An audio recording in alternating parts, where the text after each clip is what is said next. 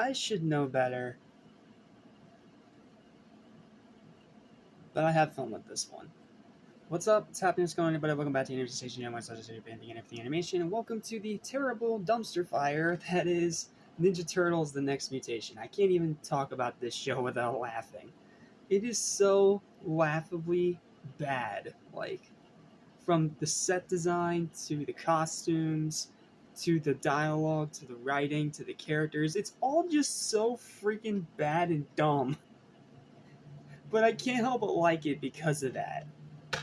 Let me explain something to you right now. I enjoy, at times, watching hilariously awful things. Like, a lot. I have watched my fair share of hilariously awful crap that I know is awful crap, but I still have fun with it. And this is one of those cases with Next Mutation. It's a show that I can fully admit is a piece of garbage. It's a piece of crap. I can entirely understand if you're one of those people that hate this thing with a burning passion. But me personally, I've just had fun with it ever since I even discovered it. Yes, this show is terrible, absolutely. I'm not even going to try to beat around the bush with that. But at the same time, it's so laughably terrible that I can't help but have fun with it. It's a lot like The Room. It's a really terrible piece of crap, but it can also be surprisingly funny. Not in a way it probably intended to, but it's pretty funny. From the wacky sound effects, to the goofy voice acting, to the characters, to the way it doesn't even know how to write stories correctly. It's so funny. Now, yes, I'm gonna get my one big actual negative out of the way real quick.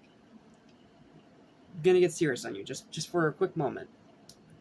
This is probably some of the worst versions of these Ninja Turtles ever. And it's because of one reason. And I apologize if this may or may not be a curse word. These turtles are sexist douchebags. Like, they are absolutely sexist douchebags, and almost every chance they get, they make fun of Venus de Milo. Like, all the time. And Michelangelo, especially, is the worst offender. Heck, Michelangelo is probably the worst character in this whole show because he acts so freaking brain dead. Like, if you want to know how many times he acts brain dead, go watch Phalus's whole entire series review, where he literally has a running gag of counting all the moments, and even has a little bit of a musical jingle to it, like, Michelangelo is brain dead. Seriously, go check that series out. It's a lot of fun. It's a really fun watch. And this series, in my opinion, is a pretty fun watch too, but not for the way it's intended. It's so hilariously awful, I can't help but laugh. Like, again, from the costume design, to the stupid story, to the stupid characters, to all the stupid things that happen in every single episode, to the way it can't even structure a five-parter correctly, to the overuse of silliness, to the garbage villains. Like, it's so laughably terrible, I can't help but somehow be nice to it, because it does make me laugh. It does entertain me, but it's not in the way that probably intended. So because of that, I'm going to be easier on it than most people, but this is still a piece of crap that I recommend you stay away from, unless you have friends and some drinks. Then it might be worth it.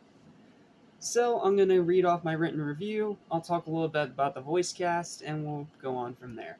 So, I should know better and give it a 2 or a 3 because of how awful it is in terms of quality, but I can't help but enjoy it. A complete and utter train wreck that should have been scrapped entirely, but an ironically ridiculously funny one, watching how much they screw up and just its cheaply made bizarreness.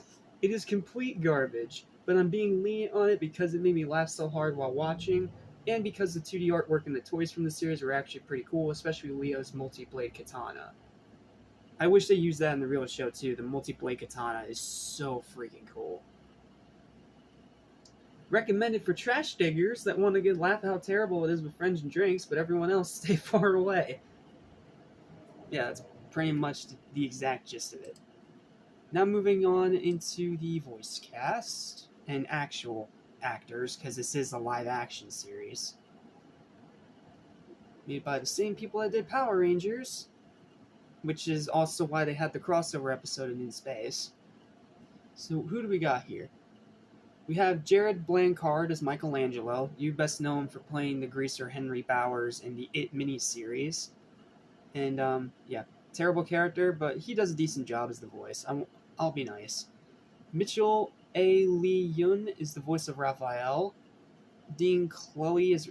Well, Dean Chloe is also Raphael. Oh, wait, it's different dubs. I'm sorry. I'm being dumb. I'm sorry. So let's see. We have Kirby Morrow as Michelangelo. Gabe Kuth as Leonardo. Matt Hill as Raphael, who is also the guy that voiced him in the Team NT3 movie, which I'll talk about when we get there. Please ignore the dude honking his horn in the background. Michael Dobson, Melania Lynchburg, Jason Grace Stanford, Kirby.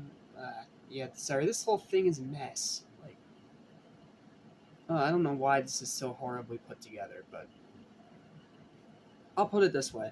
It's mainly a bunch of actors that you know better for being in the Ocean dub of Dragon Ball Z. Like, for example, Scott McNeil, the guy who plays the terrible, laughably awful character Bone Steel, is the voice of Piccolo in the Ocean dub of DBZ. And he's a really good voice actor, seriously. Scott McNeil is a really good voice actor. Then you have people like Gary Chalk, who is one of the first voices of Dr. Robotnik. Yes, I'm going to bring this up because I'm a Sonic fan. Shut up. As the Monkey Silver, and there's literally no explanation for why he's there. He's just some kind of monkey gangster. You see what I mean by I can't stop laughing?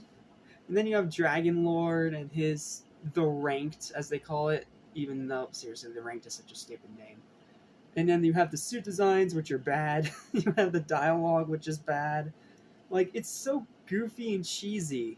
Like, I'm sorry, I know this review is very scatterbrained, but then again, the show's very scatterbrained, so at the same time, it kind of fits. But, I mean, I have fun with this show. It's very stupid, and it is a terrible show if you look at it from actual quality-wise, and I can see why it became so infamous so quick, but at the same time, it's so hilariously awful that I can't help but enjoy it. I mean, heck, I literally bought these when I went to Goodwill.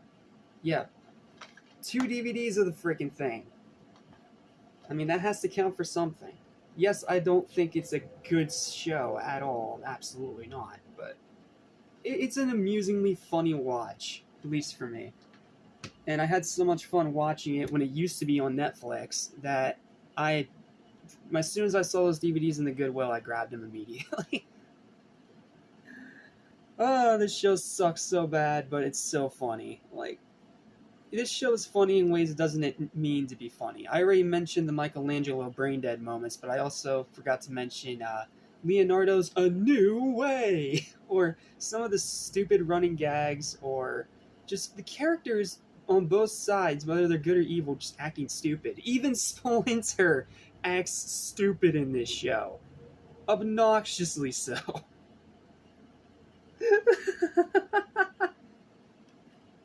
I shouldn't be laughing because it sucks so bad, but it's just so ridiculously funny that I can't help but laugh at it. Like, whenever I try to get actually legitimately angry at it, I just laugh. Like,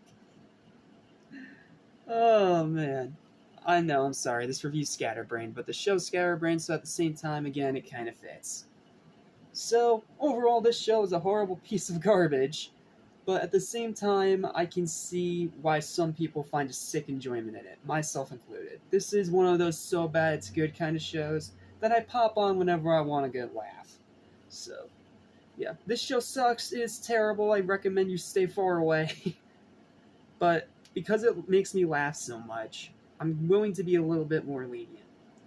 So for that, the final verdict, excuse me, for Ninja Turtles The Next Mutation is going to be a 5 out of 10. It is a painfully average show at best and hilariously awful at worst. Like, it's terrible, but at least it doesn't make me angry.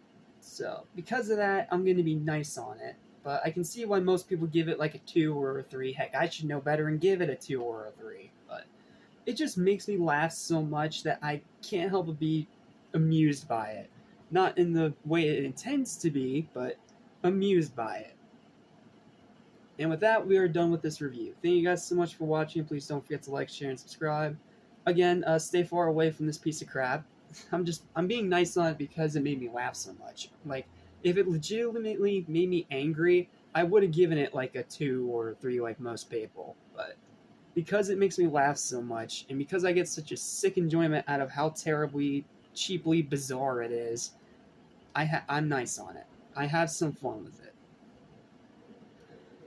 Next time, though, we're going to talk about a series that's legitimately good, because now we're going to talk about the Ninja Turtles show of my decade, of my childhood. And this one I've been excited to talk about for a while, and it's one of the ones that I'm really disappointed and sad I can't go full in depth with, because it's one of my favorites. So, I'll see you guys next time. Oh wait, don't forget, like, share, and subscribe before I forget. I'll see you guys next time for the masterpiece that's Team NT 2003. So until then, I'm John Small of Animation Station, and I'll see you next time. Cowabunga, dudes!